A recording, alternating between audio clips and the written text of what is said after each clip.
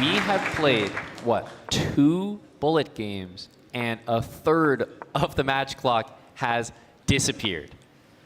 Yeah, this is opposite of what Denis wanted. As I said, you mentioned almost the point that's better to like lose a game in 30 seconds than draw after 5 minutes. That's right. Yeah, because you'll start another game, maybe even 2 in the time that it would take. We're jumping into another game here, but at this point, you really start to think about the mathematics of winning every game. It's been tough to beat Magnus, period, in this match, let alone what's going to need to be 5, 6 in a row. Yeah, I'm looking for some open positions and just very tactical opportunities. But the way Magnus has been playing, he really isn't allowing much of that. Or he's been handling the positions very well, like last game. That was a risky setup for Magnus, but...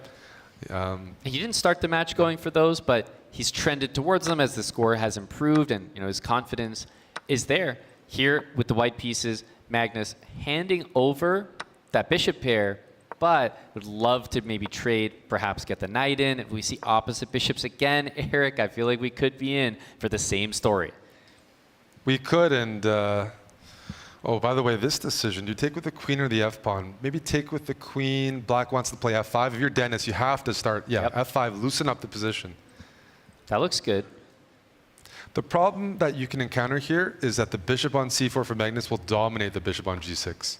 Yeah, and the king position as well. Start to get nervous about the h-file. If you trade queens here with well, there we go. F4, already issues here.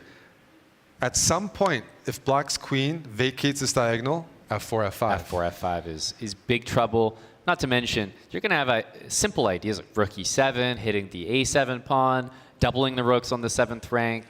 This is an easy position to play with white. Yeah, rook e7. Problem, it's hard to blunder here. And without blundering, this position is just simply good for Magnus. So we're getting ready for another long game. I think he's going to just slowly make Black feel very uncomfortable. Yeah, okay, I like this. I like this. Bishop e8 played immediately. Bishop c6 check. You can at least see a future if you can get this bishop on that diagonal. Maybe rook lift on f6, something.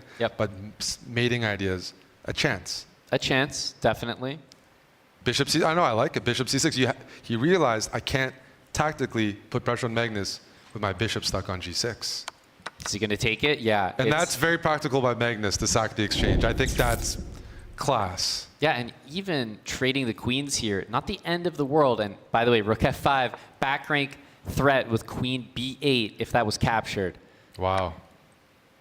Not only is this like a winning position, I think, for white, but it's very hard to blunder. Yep, because you need an escape square. As black, you can't use the rook from e8 unless you've moved one of the pawns, g6 or h6. And the a pawn is also going to go to a6, where it's defended. White just has everything guarded. Queen d8, try to play rook e8. Without the rook and queen coordinating, tough to imagine that Denis has something here. Everything is just defended here. e1, g1, all the checking squares, and there comes another pawn. Just seems to have such good control of the position. No, this is excellent bullet chess. Yeah, queen g5, not even needed. Wow. h6, side to side. Now, do you include bishop d5? Well, if you move your queen now, you can force the queens off. Yep, take bishop d5. Wow. Wow. What a game. Pure